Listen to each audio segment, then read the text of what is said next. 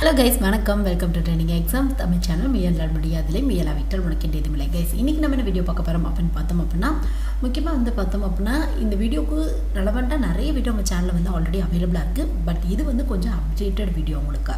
முக்கியமா நீங்க ரயில்வேல ஏதாவது டெக்னிக்கல் போஸ்டிங் ட்ரை பண்ண போறீங்க அப்படினா ரயில்வேல டெக்னிக்கல் போஸ்டிங் அப்படினா ஜூனியர் இன்ஜினியர் இன்னொரு அசிஸ்டன்ட் லோகோ பைலட். இது ரெண்டு தான் பார்த்தோம் அப்படினா உங்களுக்கு டெக்னிக்கல் போஸ்டிங். இதுல ஜூனியர் இன்ஜினியர் இப்போ 2023 எண்ட்லயோ இல்ல 24லயோ வரதுக்கான வாய்ப்புகள் இருக்கு அப்படிங்கிற ஒரு நோட்டிஃபிகேஷன் இருக்கு. சோ நீங்க சப்போஸ் ட்ரை பண்ண போறீங்க அப்படினா இந்த எக்ஸாம் பொறுத்தவரையும் என்ன மாதிரி எலிஜிபிலிட்டி ஃபாலோ பண்ணுவாங்க, செலக்ஷன் பொறுத்தவரையும் என்ன மாதிரியான process இருக்கும், அது மட்டும் இல்லாம எக்ஸாம் பேட்டர்ன் எப்படி இருக்கும், ப்ளஸ் அந்த டெக்னிக்கல் டாபிக்ல எப்படி இம்பார்ட்டன்ட் கொடுத்திருப்பாங்க, அது மட்டும் இல்லாம முக்கியமா பார்த்தோம் அப்படினா என்ன மாதிரியான வர்க் கொடுப்பாங்க உங்களுக்கு, அது மட்டும் இல்லாம பார்த்தோம் அப்படினா சாலரில எந்த ரேஞ்சில கிடைக்கிறதுக்கான வாய்ப்புகள் இருக்கு, ப்ளஸ் ப்ரமோஷன்லாம் எப்படி இருக்கும், இந்த மாதிரியான ஃபுல் இன்ஃபர்மேஷன் தான் இன்னைக்கு வீடியோ உங்களோட ஷேர் பண்ணிருக்கேன். இது பார்த்தோம் அப்படினா ரயில்வேல ஏதாவது ஒரு டெக்னிக்கல் போஸ்டிங் ட்ரை பண்ணனும் அப்படினு ஆசைப்படுற நிறைய பேருக்கு ஜூனியர் இன்ஜினியர் பத்திய ஃபுல் டீடைல் தெரிஞ்சுக்க, அதாவது கொஞ்சம் அப்டேட்டடா டீடைல்ஸ் தெரிஞ்சுக்க இந்த வீடியோ கண்டிப்பா ஒரு சின்ன யூஸ்ஃபுல்லா இருக்கும். சப்போஸ் உங்க ஃப்ரெண்ட்ஸ் ரிலேட்டிவ்ஸ் தெரிஞ்ச ஸ்டூடண்ட்ஸ் யாராவது ஒரு பிஎஸ்சிஓ பிசிஏஓ இல்ல இன்ஜினியரிங்கோ முக்கியமா டிப்ளமோ படிச்சிட்டு இருக்காங்க அப்படினா கண்டிப்பா இந்த வீடியோ ஷேர் பண்ணி விடுங்க. ஏன்னா ரயில்வே ரெக்ரூட்மெண்ட் போர்ட்ல கண்டக்ட் பண்ற ஜூனியர் இன்ஜினியர் பொறுத்தவரையும் ஒரு 90% மேல இருக்க போஸ்டிங்க்கு எலிஜிபிள் அப்படினா உங்களுக்கு டிப்ளமோ ஹோல்டர்ஸ் தான் ட்ரை பண்ணலாம் அப்படிங்கறத எலிஜிபிளா ஃபாலோ பண்ணிட்டு இருக்காங்க. சோ டிப்ளமோ ஹோல்டர்ஸ்க்கு கண்டிப்பா இந்த வீடியோ ஒரு சின்ன யூஸ்ஃபுல்லா இருக்கும். சோ ஃபர்ஸ்ட் பார்த்தோம் அப்படினா இந்த எக்ஸாம் பொறுத்தவரையும் லாஸ்டா எப்ப நோட்டிஃபிகேஷன் வந்திருக்கு அப்படினு பார்த்தோம் அப்படினா உங்களுக்கு பார்த்தோம் அப்படினா 2019ல நோட்டிஃபிகேஷன் ரிலீஸ் பண்ணிருக்காங்க. கிட்டத்தட்ட ஒரு 14000 வேகன்சி உங்களுக்கு அனௌன்ஸ் பண்ணிருக்காங்க. சோ அதுக்கு அப்புறம் இப்போ வரையும் வேகன்சி அனௌன்ஸ் பண்ணல. இந்த இயர் எண்டிங்கோ இல்ல 2024லயோ இதுக்கான எக்ஸாம் வரதுக்கான வாய்ப்புகள் இருக்கு அப்படினு சொல்லி அனௌன்ஸ் பண்ணிருக்காங்க. சோ பேசிக்கா டீடைல் நம்ம பார்த்தலாம். சோ ஃபர்ஸ்ட் பார்த்தோம் அப்படினா எலிஜிபிலிட்டி. ஏனா இத ஒரு எக்ஸாம்க்கு நீங்க அப்ளை பண்ணதுக்கு ரொம்ப ஹெல்ப்ஃபுல்லா இருக்கும். சோ எலிஜிபிள் இருந்தா தான் நீங்க ட்ரை பண்ண போறீங்க, இல்ல ட்ரை கூட பண்ண முடியாது உங்களால. சோ சப்போஸ் எலிஜிபிலிட்டி பாருங்க, உங்களுக்கு எலிஜிபிள் இருக்கு அப்படினா ஃபுல் வீடியோ கண்டினியூவா பாருங்க, இல்லனா இங்க ஸ்கிப் பண்ணிருங்க. சோ ஃபர்ஸ்ட் பார்த்தோம் அப்படினா ஜூனியர் இன்ஜினியர். ஜூனியர் இன்ஜினியர்ல ஜூனியர் இன்ஜினியர் இது கீழ ஒரு ஐடி ஆபீசர் அப்படிங்கற போஸ்டிங் வரும். அது மட்டும் இல்லாம பார்த்தோம் அப்படினா டிபோர்ட் மெட்டீரியல் சூப்பரண்ட், அதாவது டிஎம்எஸ் அப்படிமாங்க அந்த போஸ்டிங் இருக்கு. இது மட்டும் இல்லாம சிஎம்ஏ கெமிக்கல் மெட்டலர்ஜிக்கல் அசிஸ்டன்ட் அப்படிங்கற போஸ்டிங் இருக்கு உங்களுக்கு. சோ ஜூனியர் இன்ஜினியருக்கு இதுல பார்த்தோம் அப்படினா இந்த ஐடி ஆபீசருக்கும் சரி, கெமிக்கல் மெட்டலர்ஜிக்கல் அசிஸ்டன்ட்க்கும் சரி, இல்ல டிஎம்எஸ்க்கும் சரி, மூணுக்குமே கொஞ்சம் கம்மியான வேகன்சி தான் இருக்கும் உங்களுக்கு. இந்த ஜூனியர் இன்ஜினியருக்கு தான் இருக்கிறதுல அதிக அளவு வேகன்சி இருக்கும் உங்களுக்கு.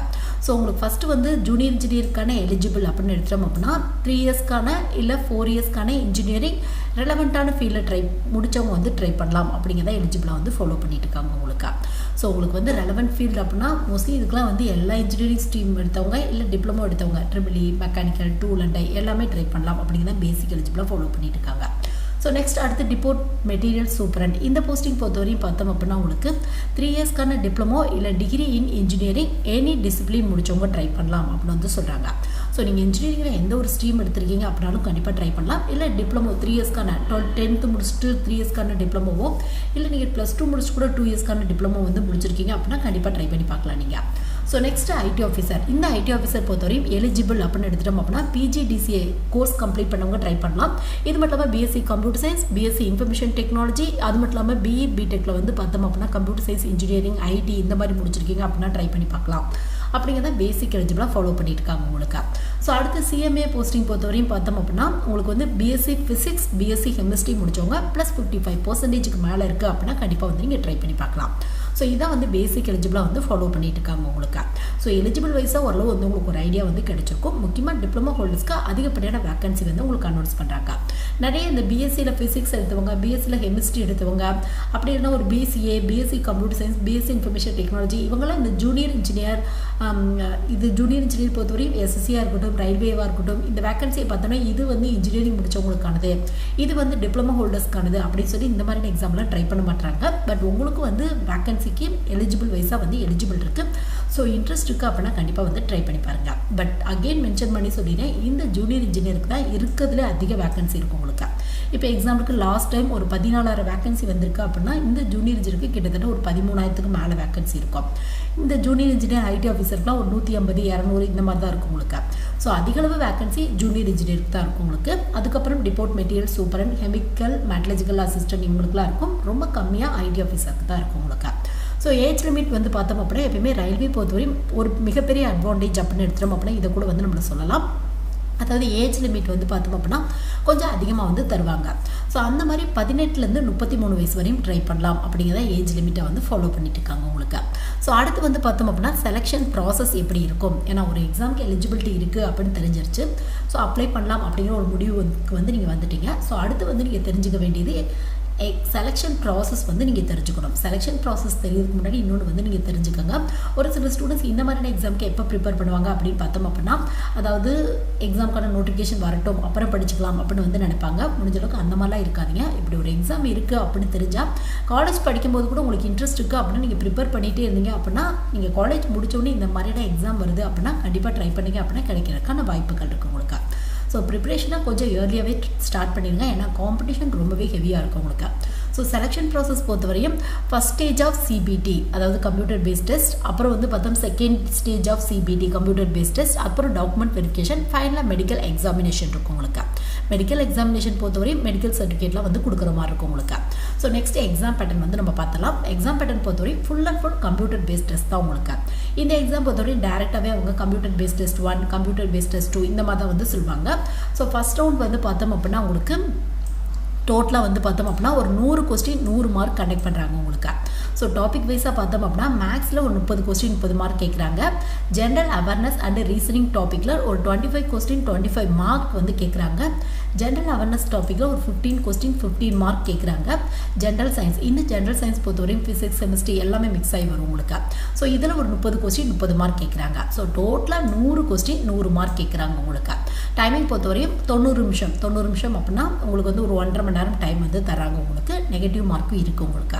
ஸோ இதை எக்ஸாம் பேட்டர்ன் வைஸாக ஃபாலோ பண்ணுறாங்க. 100 கொஸ்டின் 100 மார்க் 1.5 மணி நேரம் டைம் வந்து தராங்க. ஸோ இந்த எக்ஸாம் பொறுத்தவரையும் உங்களுக்கு வந்து பார்த்தோம் அப்படின்னா நெகட்டிவ் மார்க் இருக்குது கம்பல்சரியாக. 1/3 வந்து நெகட்டிவ் மார்க்காக வந்து போடுறாங்க. So negative mark of 1/3 of every wrong answer. நீங்கள் அட்டன் பண்ணல அப்படின்னா எந்த வித நெகட்டிவ் மார்க்கும் இருக்காது. கரெக்டாக எழுதிட்டீங்க அப்படின்னா 1 மார்க் கொடுத்துருவாங்க. சப்போஸ் தப்பு அப்படின்னா 1/3 வந்து நெகட்டிவ் மார்க்காக வந்து போகும் உங்களுக்கு. ஸோ மினிமம் குவாலிஃபைங் மார்க் வந்து ஒரு 40% மேலே வச்சுருக்கணும். அதாவது 100க்கு ஒரு 40 கொஸ்டினுக்கு மேலே வந்து நீங்கள் கரெக்டாக வந்து அட்டன் பண்ணியிருக்கணும். ஸோ ஒரு கொஸ்டினுக்கு 1 மார்க் தராங்க. ஸோ அடுத்து வந்து பார்த்தோம் அப்படின்னா கம்ப்யூட்டர் பேஸ்ட் டெஸ்ட் 2 உங்களுக்கு. கம்ப்யூட்டர் பேஸ்ட் டெஸ்ட் 2 பொறுத்தவரையும் பார்த்தோம் அப்படின்னா டெக்னிக்கல் டாபிக் அதிக இம்பார்ட்டன்ட் வந்து கொடுத்துருக்காங்க உங்களுக்கு. ஸோ 100 கொஸ்டின் 100 மார்க் டெக்னிக்கல் டாப்பிக்கில் தான் கேட்டிருக்காங்க. மீதி 50 கொஸ்டின் ஜென்ரலாக இருக்க டாப்பிக்கில் வந்து கேட்டிருக்காங்க உங்களுக்கு. ஸோ 50 கொஸ்டின் பொறுத்தவரையும் ஜென்ரல் அவேர்னஸில் ஒரு 15 கொஸ்டின் 15 மார்க்ஸ் கேட்டிருக்காங்க. ஃபிசிக்ஸ் அண்ட் கெமிஸ்ட்ரி பொறுத்தவரையும் ஒரு 15 கொஸ்டின் 15 மார்க் கேட்டிருக்காங்க. Basics of computer and application பொறுத்தவரையும் ஒரு 10 கொஸ்டின் 10 மார்க் கேட்டிருக்காங்க. Basics of environmental and pollution control பொறுத்தவரையும் 10 கொஸ்டின் 10 மார்க் கேட்டிருக்காங்க. ஸோ டோட்டலாக 150 கொஸ்டின் 150 மார்க் கேட்குறாங்க. ஸோ டைமிங் பொறுத்தவரையும் 120 நிமிஷம் டைம் வந்து தராங்க உங்களுக்கு. 120 நிமிஷம் அப்படின்னா ஒரு 2 ஹவர்ஸ் டைம் வந்து தராங்க. இதுக்கும் நெகட்டிவ் மார்க் வந்து இருக்குது உங்களுக்கு. ஸோ இந்த டெக்னிக்கல் எபிலிட்டி பொறுத்தவரையும் நீங்கள் என்ன போஸ்டிங் ட்ரை பண்ணுறீங்களோ அதை பொறுத்து டிஃப்ரெண்ட்டாக இருக்கும் உங்களுக்கு. இப்போ எப்படின்னா அப்படின்னா நீங்கள் வந்து ஐடி ஆஃபீஸர் ட்ரை பண்ண போகிறீங்க அப்படின்னா ஃபுல் அண்ட் ஃபுல் கம்ப்யூட்டர் ரிலேட்டடான டாப்பிக்லேருந்து கொஸ்டின் கேட்பாங்க.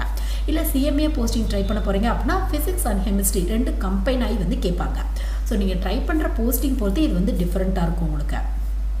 ஸோ டோட்டலாக 150 கொஸ்டின் 150 மார்க் கேட்குறாங்க. டைமிங் பொறுத்தவரையும் 1.5 மணி நேரம் டைம் வந்து தராங்க உங்களுக்கு. ஸோ நெக்ஸ்ட்டு சிலபஸ் வைஸாக பார்த்தோம் அப்படின்னா உங்களுக்கு வந்து மேத்தமெட்டிக்ஸ் ஆப்டிவ் டாபிக் பொறுத்தவரையும் number system, BODMAS problem, decimals, fractions, அப்புறம் வந்து பார்த்தோம் அப்படின்னா LCM, HCF, ratio and proportion, percentage, இந்த மாதிரி நார்மலாக வந்து ஒரு ஆப்டிவ் டாப்பிக்கில் என்னென்ன வருமோ எல்லாமே வரும். ஏஜ் கால்குலேஷன்ஸ், கேலண்டர், கிளாக் பேஸில், பைப்ஸு அந்த மாதிரி வரும் உங்களுக்கு.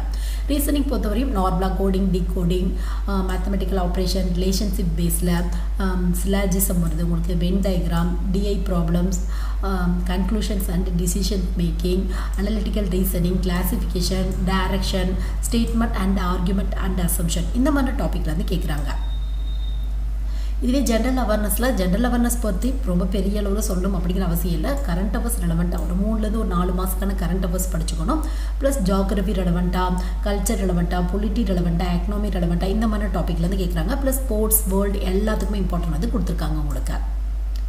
ஸோ அடுத்து வந்து பார்த்தோம் அப்படின்னா கம்ப்யூட்டர் பேஸ்ட் டெஸ்ட் 2 உங்களுக்கு. கம்ப்யூட்டர் பேஸ்ட் டெஸ்ட் 2 பொறுத்தவரையும் பார்த்தோம் அப்படின்னா உங்களுக்கு ஆல்ரெடி பார்த்துட்டோம். நம்மளுக்கு ஜென்ரல் அவேர்னஸ் இந்த டாப்பிக்லாம் காமனாக அதே மாதிரி தான் வரும் உங்களுக்கு.